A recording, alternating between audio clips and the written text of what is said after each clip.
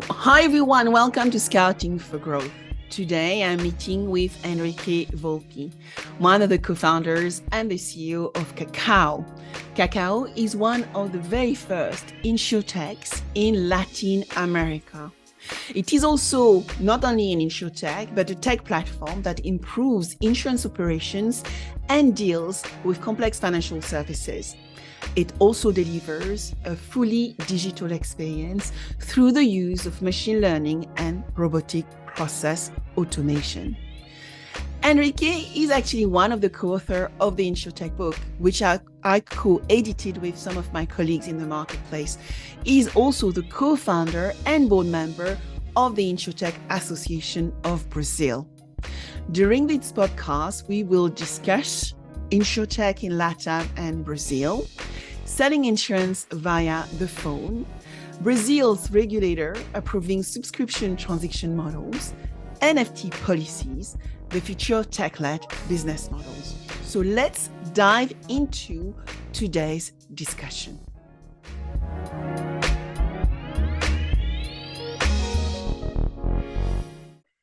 Hi, Henrique. Thank you very much for being with me today on Scouting for Growth.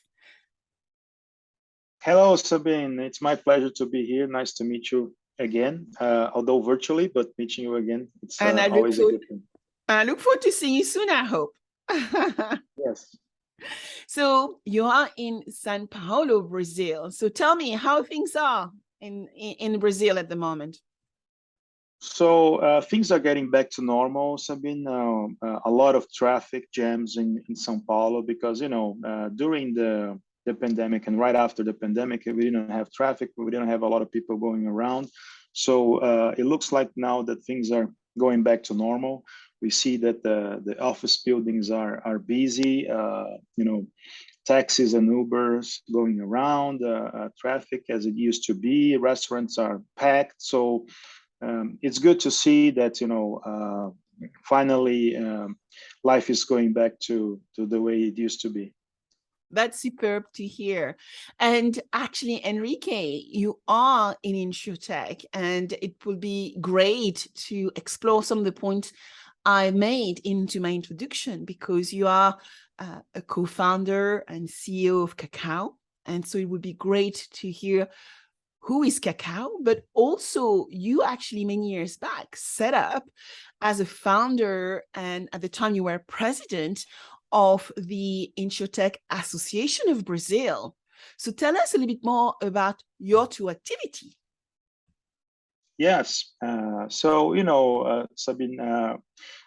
during the time that we launched the InsurTech book together, you as an author, I'm editor, and me as a co-author, we went back to Brazil and wanted to prove a few theses. So back in the days, almost 6 years now, people would question in Brazil if it was possible to sell insurance via the digital space.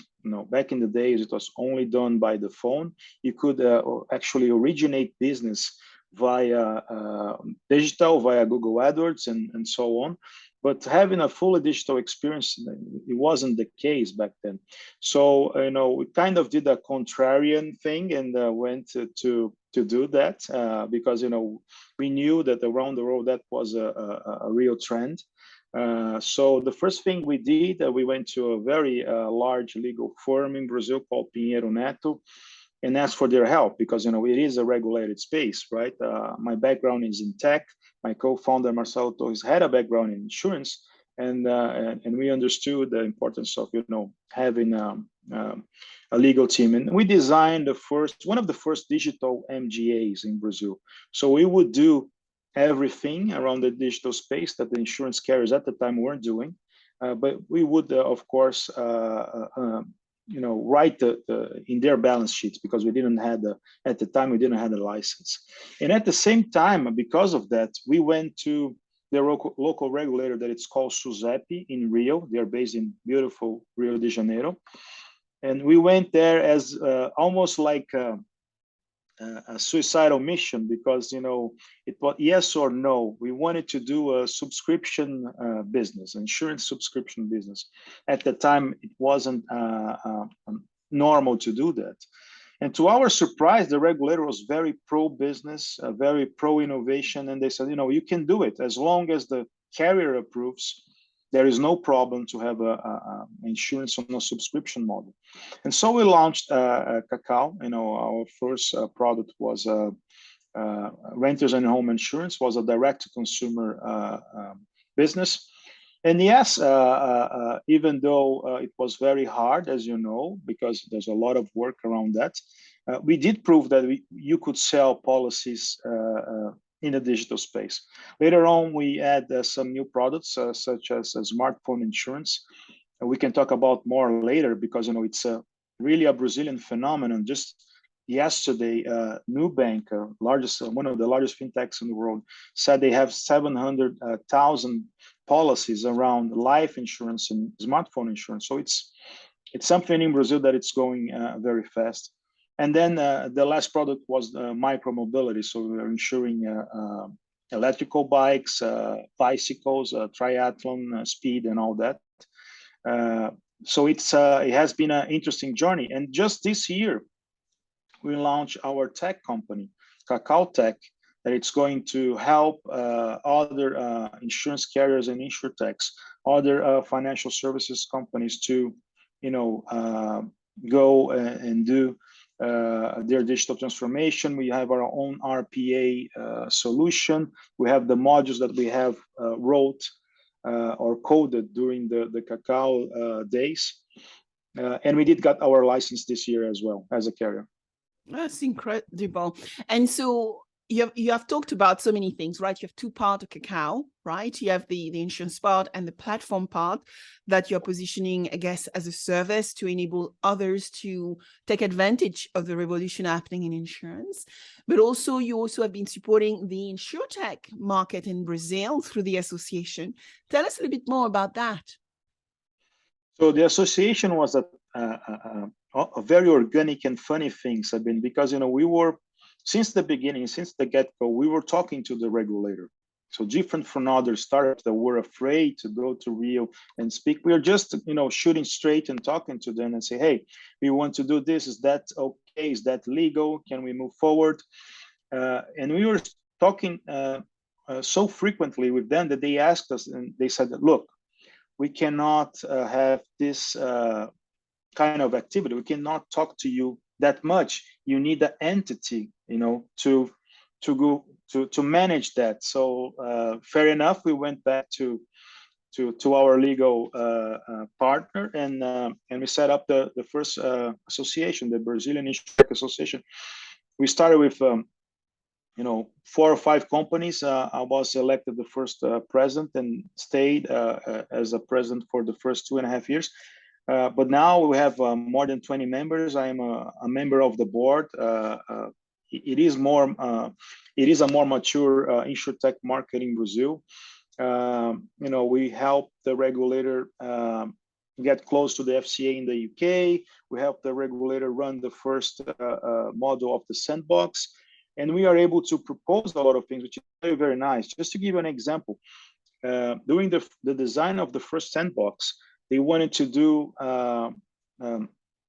a mono product operation. So you would only be allowed to run a sandbox with only one product, and you couldn't change. So you had to explain to them all the concept of pivoting in startup land, right? So if that product doesn't work, the carrier, the baby carrier is going to fail. You're going to fail. The program is going to fail. So you have to give us some kind of leverage. We have to change. At the very least, we have to, write 2 or 3 products and try that out. And they were very, very happy to do that. And so since the first sandbox, you were allowed to have more than one product. You were allowed to change during the term of the license. So it's been very interesting. Also, another contribution that we have done around the first insurance and linked securities in Brazil as well. So we are, part of the conversation, which is very nice. We are also increasing the capability of a carrier to have reinsurance. Used to be 50% of premiums. Now we are increasing to more than that. So and of course, it's not the merit of the association alone. It's also the other carriers, the other reinsurers. So, but we are working as a team. It has been a fantastic surprise, I mean, because the people from the industry, they used to come to me and say, hey, the regulator is not very innovative. It's going to take some time. They usually very strict. But to be honest, it is a good surprise. They're doing very, very well. It's great to hear. And, I was just quickly checking my database, and I count around between 80 to 90, InsurTechs in Brazil. What is the true number? Because I was looking as well at investment, and I can see probably the market is raising probably 70 million a year, around, 60 to 70 million a year. And quite a few startups, right? 18 and 90. And I assume, a lot of the innovation has been around distribution and enabling the customer, right? The consumer to get access to retail insurance products. Yes. Actually, just last week, we had this InsurTech, Latam and InsurTech forum. And it was very interesting because I saw new faces. So going back to Nigel's point in your former other podcast, that's the great sign. Yeah. New faces, people, new kids on the block coming to us and asking questions, asking good questions, and doing things that are different. Instead of just auto insurance for consumer, they're doing fleet insurance for B2B. So, it is becoming very interesting. The real number, it varies, Sabine, from 70, 90 to 200, because there are some companies that they call themselves InsurTech, and I don't think it's fair for us to determine if it is or if it's not. If you call yourself an InsurTech and you have tech, I think it's fair enough. So it varies a little bit, but it is increasing. I see new faces, which is very nice. I see new theses around gig economy, around a lot around embedded insurance and some commercial and corporate lines, which is very, very interesting. So in terms of funding, we had 2 great years. 2021, it's probably around $500 million if you add everything from the beginning, from the very beginning of InsurTech to last year. Things are a little bit slower right now, as it should be. It is slower around the world, but it's such a interesting opportunity that I think it's going to recover fast. So, what we are discussing within Kakau and within the association, and it is a tough time. It is a winter. It might be a crisis, but typically what's happening now, it's more volatile. So it will go back faster than we think. It's our take.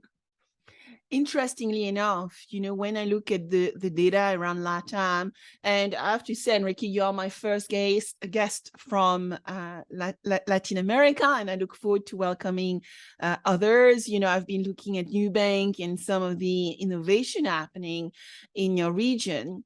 And it's fascinating to me because there's so much to learn as to how you service a younger population, but also how you actually get people to get more educated and aware of the value of insurance. So my question to you is, when you look at Latam, I guess Brazil still remains the main market, the biggest market when you look at fintech, InsurTech, followed by Mexico. So tell us a little bit more around the history around InsurTech, fintech in Latam, because I'm sure this is a question probably a lot of our listeners is trying to grapple around. And where do you see the market going into the future? As you're saying, the market is doing well, it's growing, there's interest, and probably technology is still, we are talking about NFT and metaverse now. So I'm sure there are new things going to come ahead of us in the next few years as well. Yeah, so that's a great question, Sabine, because I was involved in the beginning of fintech in Brazil as an investor. So I was, my background in tech, I was in the corporate world. I used to be in roles around started in the technical roles, then sales and product roles and so on. But in 2011, I met Brett King in Brazil. So he came all the way from New York, a very good TED speaker and author, as you know. And we had this conversation because he was telling me about M-Pesa, so the case of fintech case in Kenya. And and it really touched my heart because I think it's very similar to Brazil. And I was like, we have to do something to go to the underprivileged population of Brazil. So then I became an investor on a lending company that still going, invested now by SoftBank, and they are giving fair lending to people around Brazil, which is a very important case. And at the same time, we were discussing this with the regulators, the central bank, and the question is, when you have when you have a gap, it is a gap of protection, it is a gap of money as well. So the first thing you have to learn in financial education, especially in Brazil, but I think it's similar in Southeast Asia, as we spoke, it's similar to in Africa as well, in Latin America as a whole. But they have to learn how to make money. That's the first thing, and some people don't know.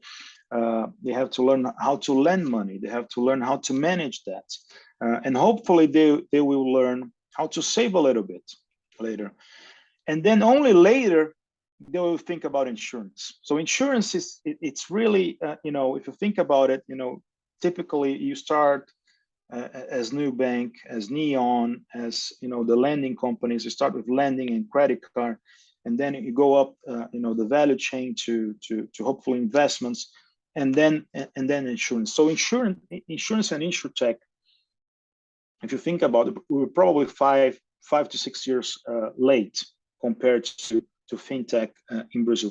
And fintech is going very strong in Brazil and Mexico, especially because of Nubank, and they just recently IPO. They just showed the results yesterday, very good results in terms of cost of acquisition, cost of servicing under $1. So very good numbers for a neobank. And it was everything about giving credit for people that didn't have credit card. In terms of insurance, so we have this big challenge of education as well.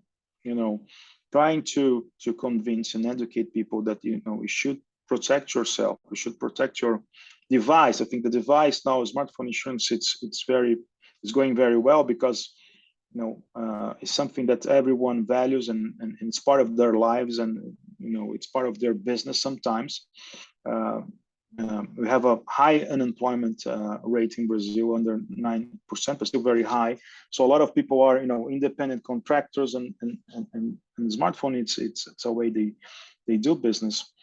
Life insurance did a little bit better during the pandemic because I think everyone realized I should think about that. What happens to my family if I pass? What happens with who is going to cover the costs of the funeral that are for some people prohibitive, and so on.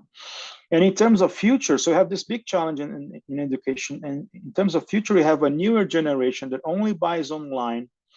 Kakau is issuing insurance policies in the NFT format for the last 2.5 months. We're licensing that to other carriers around the world. And I think the metaverse, and I agree with Nigel again, and most of the time I agree with Nigel, except from football. He follows a not very good team, but most of the time we do agree.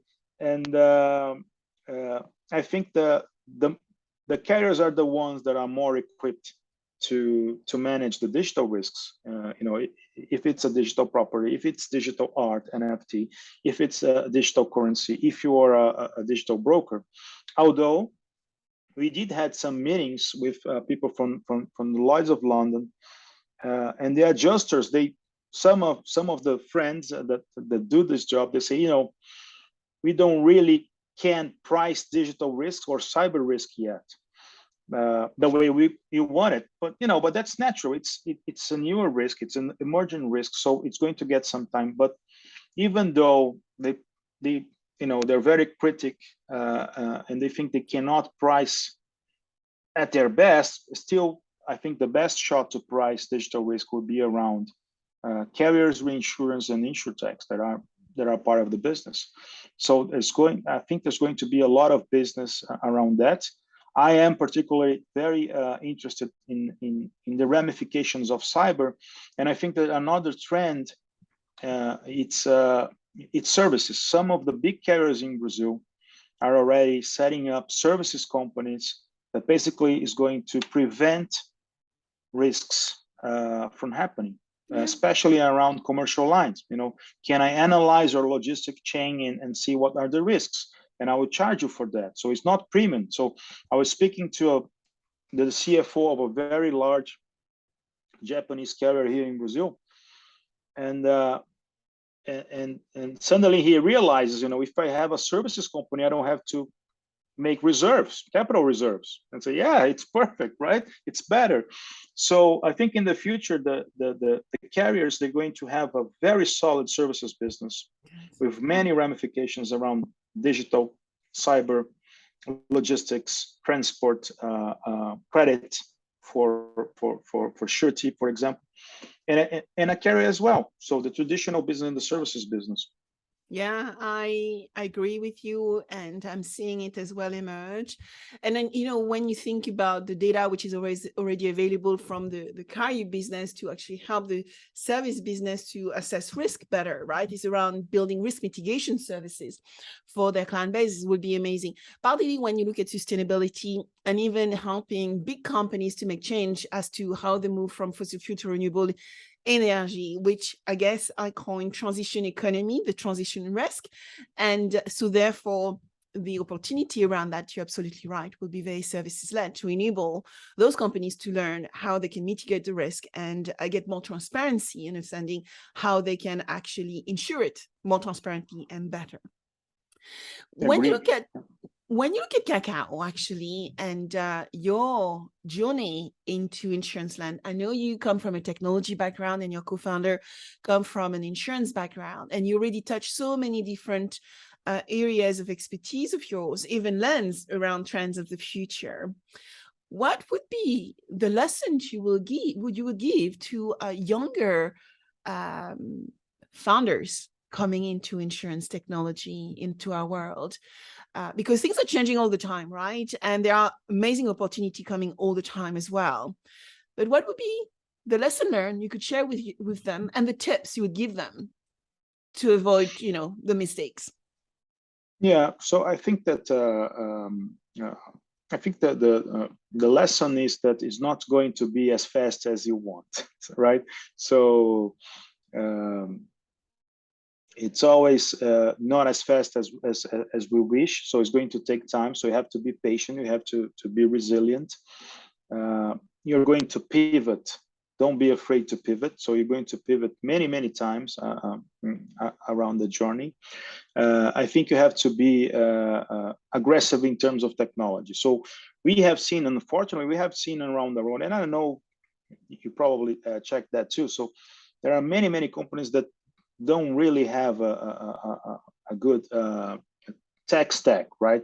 So they're just, it's just a little bit of cream on the top. So it's just a front end. So what I think it's interesting, and I see the new faces now, I'm very excited about, it's that, go to the deep tech, right? Go to the things that are going to change the industry as a role, and somehow it's what we're trying to do in Kakau Tech. So we have an underwriting engine. So let's license that, because as you do license, you have different perspectives around the world from different customers and users, and we will improve. So a key part also is data. You have to, especially, you should have a data science from the before you have the data, before you acquire the data. You have at the very least a data science strategy for your setup. And another one is, go for it. The world need people that have the courage to be an entrepreneur. So I have a big admiration for everyone, every single one, from competitors to non-competitors all around the world. And I also cheer for them. big fan of Laka, for example, from Toby. So, we help each other around the world. So I think it's something that you should pursue. So it's going to take longer. You have to be patient. It's going to be tough. It is a difficult journey.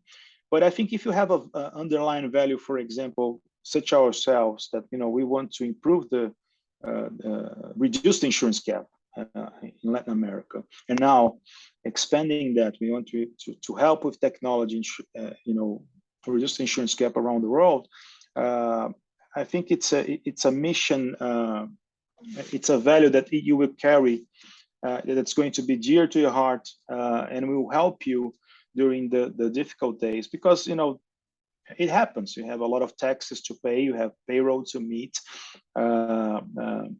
Sometimes you have to acquire new business to have more cash. Sometimes you have to let go business not to have a higher risk. So you have to manage all that. So, but it has been a very interesting time. I think it's just the beginning in InsurTech. I agree also with our another friend Florian from France. It's just the beginning. It might be true that there is a tech bubble somehow, but it's just the beginning. It's not going to change. Technology is going to transform the way insurance is done. Well, we have so much new technology. Just in October last year, there was this big push around the metaverse, Web 3.0 and NFTs, which we heard before, but there was a major, I think, shift when Facebook launched Meta and it became all about the metaverse. And now if you see all the articles coming into the press, they're actually overwhelming. But at the same time, it brings curiosity of what that means in our insurance world. And you already mentioned it. And you actually mentioned you're also doing NFTs. And it would be great for you to explain to us how an NFT works, actually, if you can, Henrique, because we talk about digital asset often, but we don't always understand what that means to insure a digital asset. Can you explain this to us, please? Yes. So for people at our age, Sabine, I will tell, it's just a little stamp. It's just a little. It's a digital stamp, as you used to have in letters that don't exist anymore, or used to have in papers, or we had this used to have in Brazil football stamps with the players that you collect that, right? Or same thing in the US, baseball cards. So it's just a baseball card in the digital space that it is connected to a blockchain and to underlying crypto. In our case, we use Polygon because it's very similar to Ethereum, although we're very concerned about the cost at the time. And Polygon, it's a lot cheaper. So what we're doing, we have an image of Ana, which is our chatbot and our persona for customer assistance that we developed in the beginning of Kakau. And she's using different clothing, different scenarios, different outfits. And we are issuing that and giving to our customers as a token of appreciation. We don't expect to increase in value. And at the same time, we have information that it's recorded in the blockchain. For us, it was really an experiment, Sabine. So we wanted to be part of this metaverse conversation, and we didn't know how, because it is hard to understand, even for the tech people.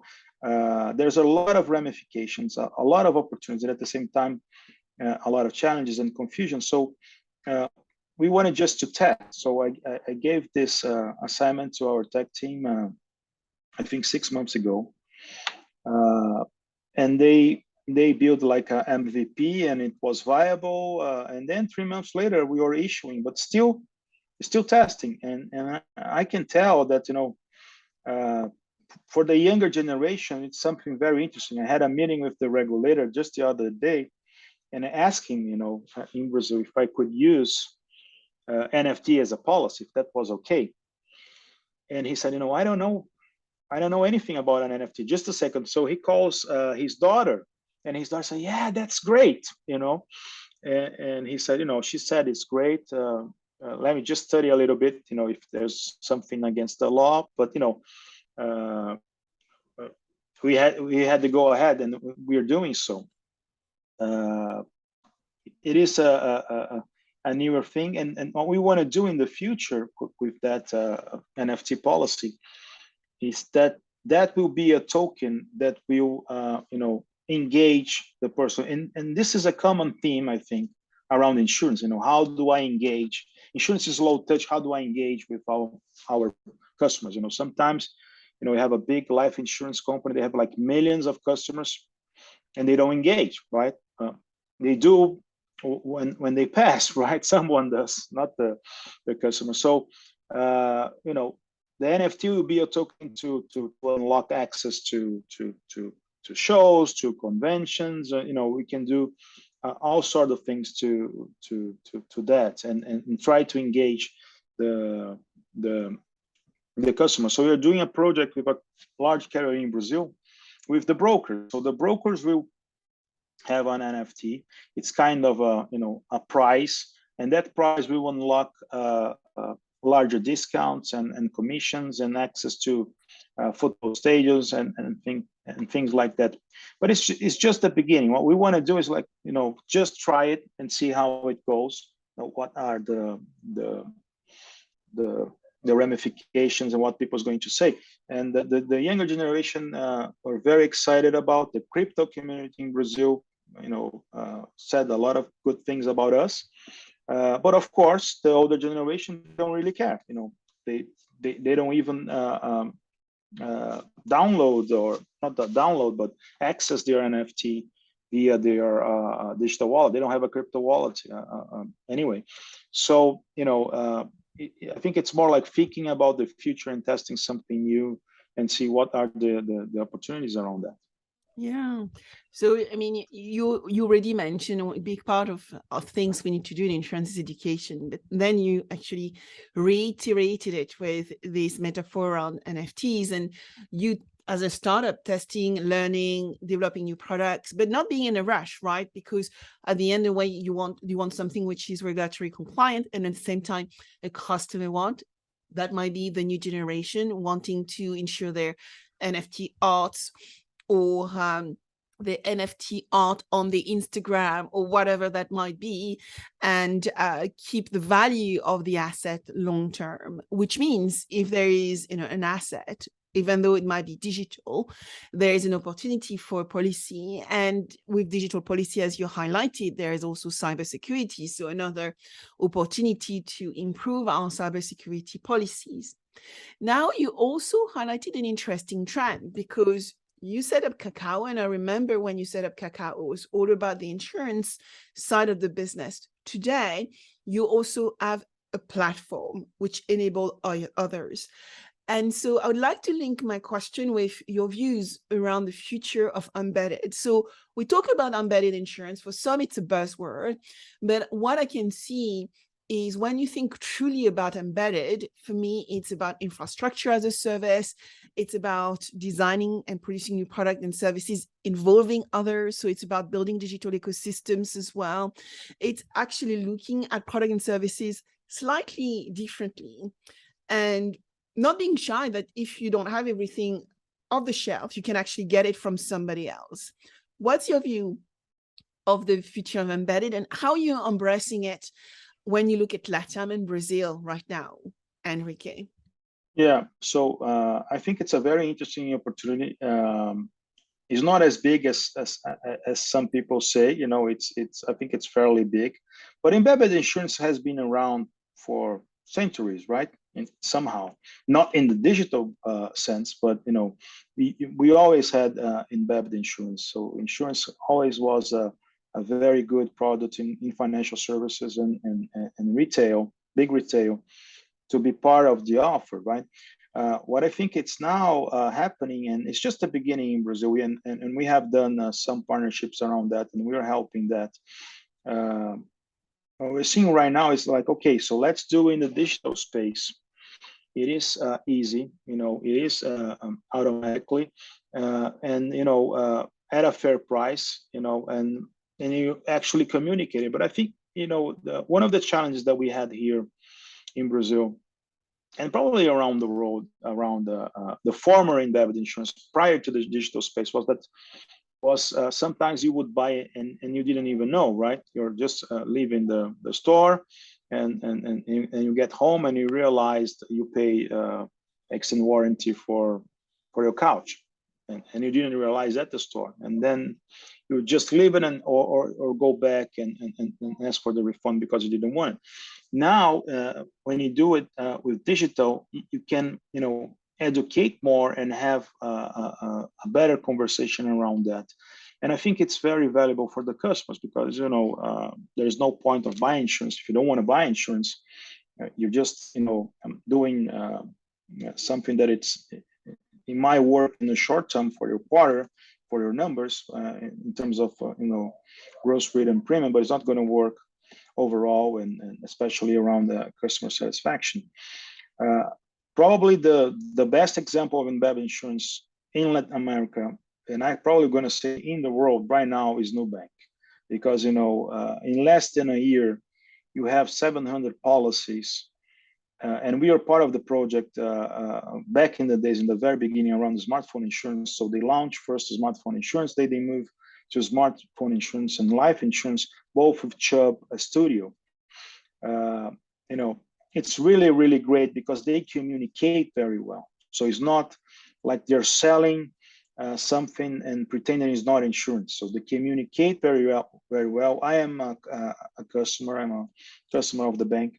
So, I get all the emails and the push notifications and all that. So they communicate very well. It's very fair. If there is a doubt, they always choose pro customer and things like that. So, as you know, right now, a lot of policies, lower churn, not very good results in terms of loss ratio, as far as you know, but that probably is going to be better, after that. So it's not a problem. And in terms of innovation and tech, Sabine, I think it's part of our discussion last year. How can Kakao or how can the market help? And I think the answer is going to be tech, because we were having this conversation last week with a forum, with a panel, and people were asking, is that InsurTech? Is that health tech? Is that life tech? No, it's tech. It's tech. The common theme is tech. So, and that's why we set up a tech entity to try to help and spread the technology around the world. There is value because as you acquire more data, diverse data from different geographies, you are improving the overall experience. And what we're telling especially the carriers and big brokers, what we're telling them is, you don't have to worry about the tech. We have a SaaS offer.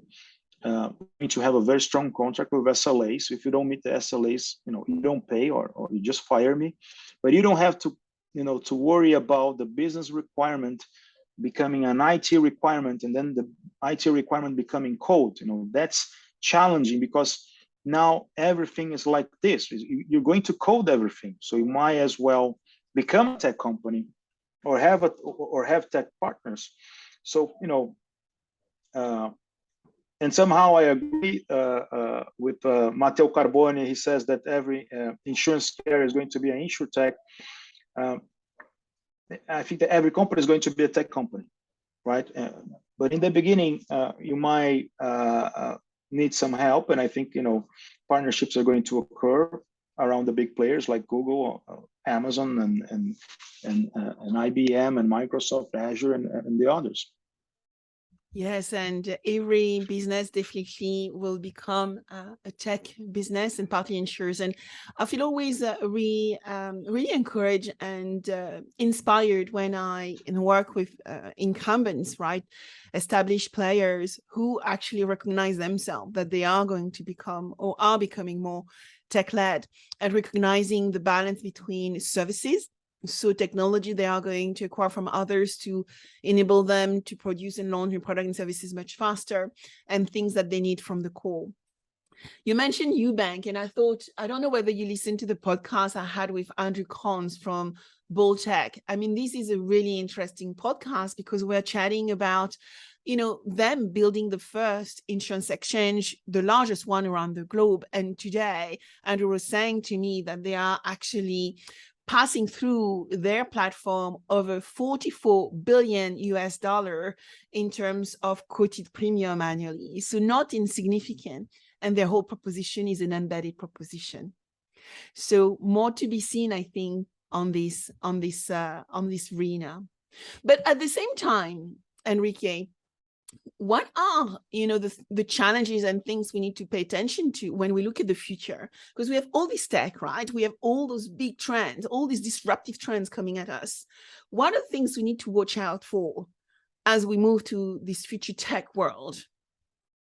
Yeah, I think we don't have to be drunk with the tech, right? Because this from the beginning, and we used to make fun. We used to go to events and say, okay, let's do a game here. If they say blockchain, AI, big data, and data science, at the same panel, we're going to check that and we win the game. So a lot of buzzwords, right? So we have to be careful about that. I think it's a fair point. And don't forget about the industry fundamentals. We have seen many companies, and some are public, right? That's from the IPO going down more than 90% because they didn't think about loss ratio. They didn't think about combined ratio that are the very fundamentals of the industry. And this is thanks to my co-founder being in the industry. Since the get-go, he would come to me and say, hey, this is not e-commerce. We're not selling shoes. We're selling insurance. So it's not just a selling game. We have to underwrite. And that's why we design an underwriting engine. So we have seen many companies around the world going to ways that are not sustainable, and we know that, and they are suffering in the public or private markets. So we have to look around that.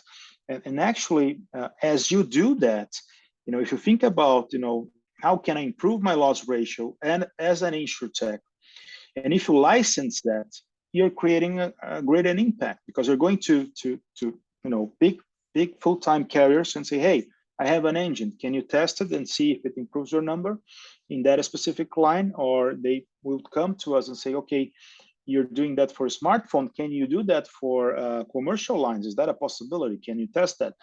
So, you're improving the ecosystem and the market as a whole. And I think that's very relevant. So you cannot forget the basic principles, going back to the basics, the loss ratio, the combined ratio, because in the beginning, it looked like it was, only about growth. Let's grow.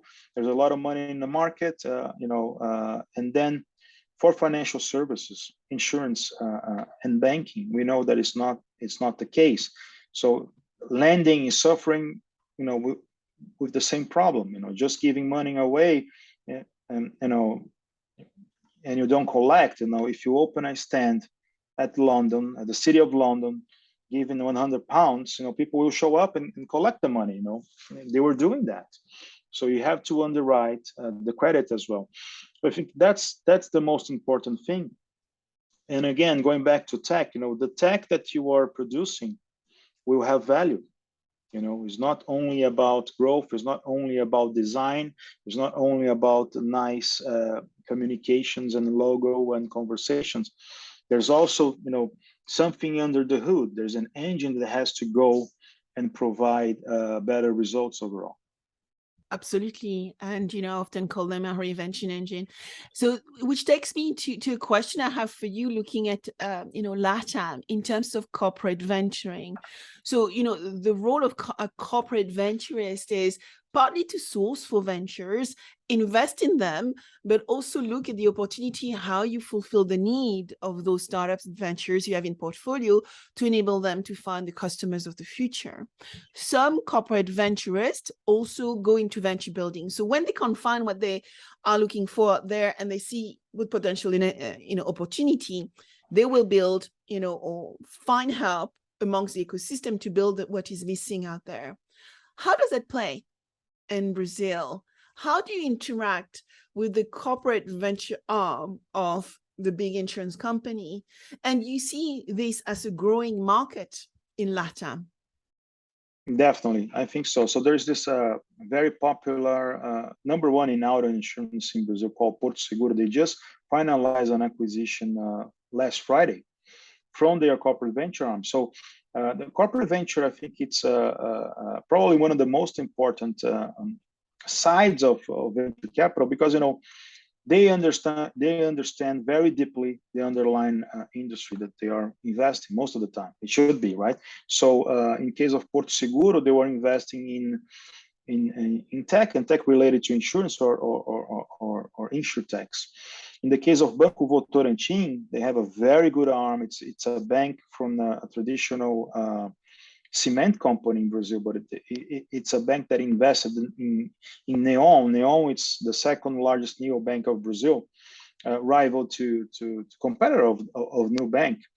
So they also understand very deeply banking, and they also made a recent investment in an InsurTech around auto, that it's going to be kind of a embedded auto insurance. So they're going to pay.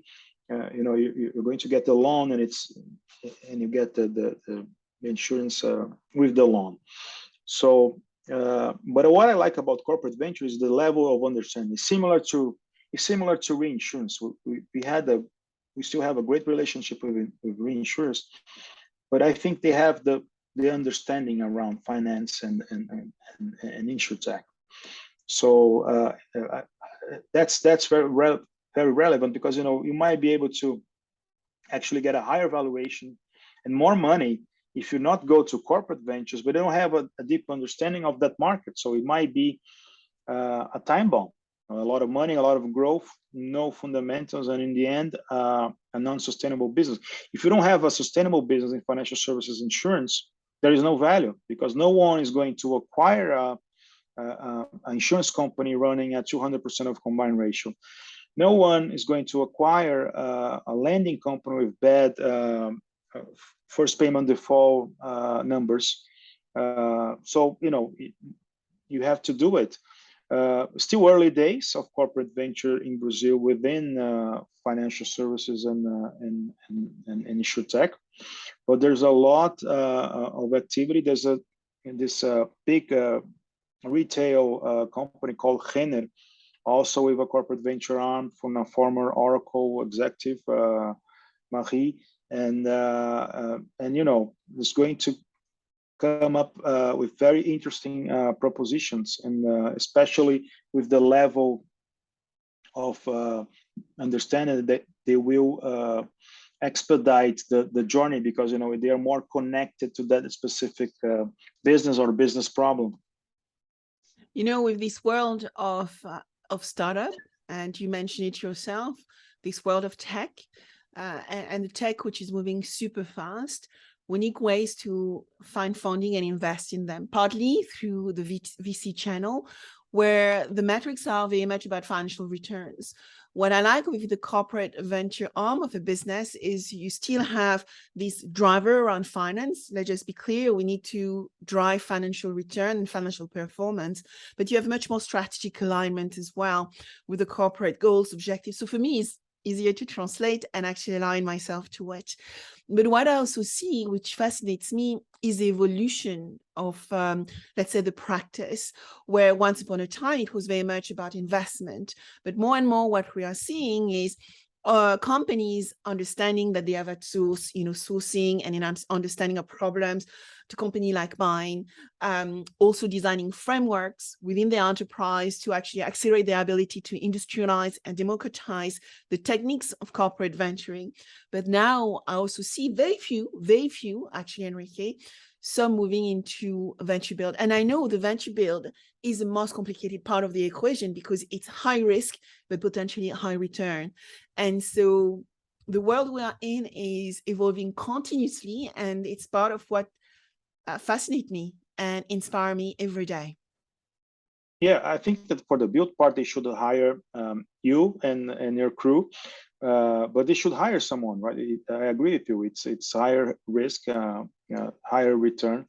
But it's it's very interesting, and we had this conversation before, right, Sabine? Back in the days, if you are big corporate and you want to partner with a startup, is not corporate venture yet, but if you want just to partner, have a partnership, and they are early stage, you might kill the startup, because if you're a big company, it's going to take like a year for you to run the project, prove the thesis, and then they run out of money, right? So you have to act faster. You have to at the very least have a department of a cell taking care of that, and corporate venture makes that goes better, because you're providing partnership, you're providing agreement, you're providing corporate capital, you're solving probably a problem that is related to the main corporate that it's running the show. And building, you can leave that to practitioners and entrepreneurs, right? But there's a lot of value to be captured, because a big corporate, to do that, sometimes they want to launch like a new innovation or a new product. It's going to take a year. You can do that in weeks with a startup if you engage in a proper way. Yeah. Absolutely. And that is bring that outside in thinking. It's very important today, where you do proper corporate venturing, is very much understanding the alignment within your internal resources and bringing people from the outside. So what would be your last few words you would like to leave with our audience, Henrique, today? Yeah. So first of all, Sabine, thank you for having me. It's always a good discussion, and hopefully we'll do in person soon. With you, with Nigel, Florian, Dr. Chiara. It's always good to meet the team and Toby. I think that it has been professionally, it has been the best challenge and journey for me. So I'm very happy about that. And I think there's a big opportunity for all of us to work. So if you want to know more about Brazil and Latam, please reach out to me on LinkedIn and find me. Let's work together. I think there's a lot of value of working together. There is insurance market for everyone. There is insurance market for everyone. Those are wise words. So if people want to reach out to you, they just find Henrique Volpi on LinkedIn, and then they can reach out as well to Kakau, right? I know your website is also on LinkedIn. Yes, and or you can reach me at Twitter as well. Volpi, my last name IT, at Volpi IT. I'm there. I don't post as much as Nigel, but I do post some. we all post. I don't know whether we all post as much as Nigel, but Nigel is on the pallet chain, so usually we check out his numbers. Yeah, that's probably what it is, right? He's on Peloton and posting all the time. Well, Henrique, thank you so much for your time, and looking forward to seeing you hopefully in the next few weeks and not months. Thank you, Sabine.